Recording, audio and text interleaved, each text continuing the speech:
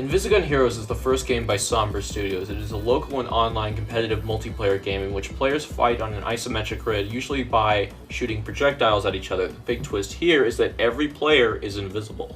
To do a game like this is very tricky, especially when everyone is sharing the same screen. A similar game called Screen Cheat, first-person shooter, had also used invisibility as a permanent mechanic, but in that game you knew where other players were by looking at their screen. Environments were very intentional in their construction to give players memorable visual notes to help them locate and kill other players. But with everyone on the same screen here, it's a bit of a different story. I will get back to that in a minute because I want to talk about stage variety. The game has 5 planets and each planet has 10 maps to choose from. The maps will share similar themes based on the planets that they are on. You got your ice planets with ice blocks that add a slipperiness to the terrain.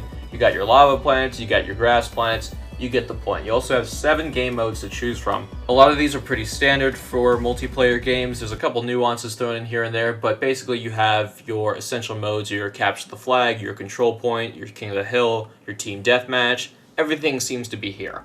So how well do the mechanics of the game gel into the maps? Quite well, actually. There's all kinds of little animated detail in each environment, as well as excellent sound design to let you know where you are. There will be many times where you get a bit confused and even lose track of your own character, but it's honestly part of the fun. The game is dependent on how much attention you are paying to it. It can often mean the difference between getting a perfect kill to being one block off from a kill. I wouldn't get too hung up on what many people might consider a design flaw. It's very difficult for players to be absolutely perfect when playing this game due to the invisibility mechanic. There is going to be a lot of background noise between your friends that will block out a lot of the footsteps and environmental sound cues. However, this does work a lot better in the game's single-player challenge mode, so it's a bit lost in translation depending on the types of people you hang out with. And of course, you'll be good to go during online sessions. I feel the developers could have easily slapped power-ups on the map, given everyone a generic weapon, and called it a day, but Somber Studios not only put a ton of effort into the environmental detail and also added in specially made terrain that impacts your characters, but also every character has a special ability that you can activate. These add a lot more replayability as you'll be rushing through all the characters and finding the perfect one for you on your first go. It also adds some fun dialogue on your first couple sessions when you scream at your friends for using quote-unquote broken characters. Now, some characters do feel a bit overpowered in some maps and mode matchups, but generally there isn't anything too severe, like a character trumping all others in every game mode or map. What's really cool is developers have been tweaking maps based on feedback from the community, so I do like that level of dedication. They could have just stopped updating the game, but they chose to keep supporting it and making it more balanced despite it being, on the surface, a very casual type of game, and I would have been totally okay with them just not tweaking the maps or anything, just leaving it like a somewhat unbalanced party game, but they didn't do that. They decided to keep supporting it. So bravo, Somber Studios. By now you're probably noticing how bright and colorful the game is. The game has very detailed pixel art. I know that pixel art has been hammered into every indie game. It's not super interesting to talk about all the time, but here it's really beautiful and detailed. It really helps sell the invisibility mechanic. You're also hearing the game's kick-ass soundtrack in the background there. It's loud and proud. That themes well with the pixel art, going for a retro style of video game music. I absolutely love it. Alright, so let's wrap it up. I will be breaking this game down, as I do with all local multiplayer games I review in this series, through 3 key standards: price, pick up and play aspect, and lasting appeal. So for the price, the game is tier 2, that being above $10 but below $20. It's currently available on Steam for $14.99. For 50 maps, 7 game modes with 5 different themes spread across each set of 10 maps, you've got a lot going on for Invisigun Heroes. Out of the box, the game has a staggering amount of content, at least in terms of maps, for a very cheap price. Now, one map might feel a little bit more like the other 9 on one planet, but some game modes do gel better on certain maps and certain planets, so it is fun initially going through them all and mixing and matching game modes, planets, and maps. The game is mechanically more interesting than other games at this price point. Some games don't utilize often what is considered a throw-in gimmick used in the settings menu of other games like Towerfall or Smash Brothers, but Somber Studios was not only brave enough to stick with the invisibility mechanic, but they actually nailed it down and polished it very well here. So on top of all the maps, you are getting something a little bit more unique for your money.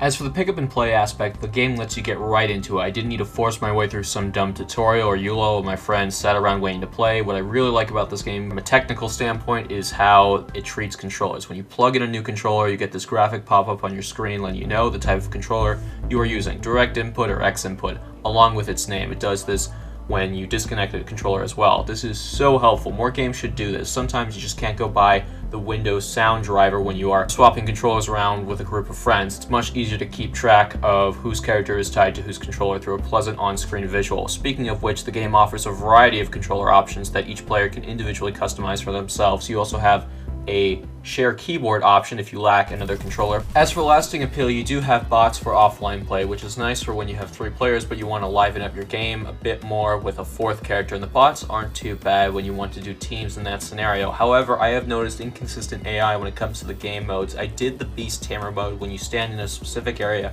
to get points by claiming those beast statues. The issue was that the one AI player we had wasn't content on getting points. It just ran around shooting everyone. It was kind of funny for a bit, but it started to wear down on us as it just prolonged the game. So hopefully they will keep updating the AI, as they are perfectly fine for the most part for team deathmatch style modes, but for some objectives they have a few issues. You also don't have a lot of custom variables like you would in Towerfall, so you won't have things like extra life and faster movement speed options in case you want to change up the gameplay for fun, but the game does last because of all the objectives you can choose from. You also have a solo challenge mode, which throws varying goals at you when playing with bots. It's got some progression and a surprisingly robust achievement and stat system tied to it. You also have these features tied to other modes, and you also have a replay mode on top of all of this, which lets you export to GIF files for highlights. However, I would say one of Invisigun Heroes' biggest selling points should be online play. Unfortunately, right now, it's not.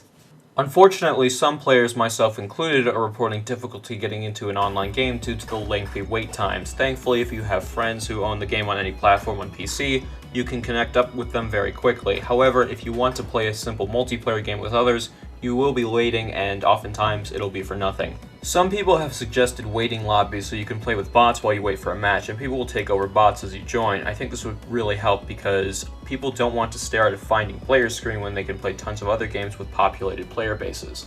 But overall, Invisigun Heroes is a solid buy for couch multiplayer game night. It offers a polished twist on an otherwise often repeated genre. It works well enough to stay interesting, and I hope new updates will have more modes and maps. But if you're looking for some lasting appeal outside of couch multiplayer and you don't have friends who own the game, I would wait for a sale, or at least until they fix up the online multiplayer component.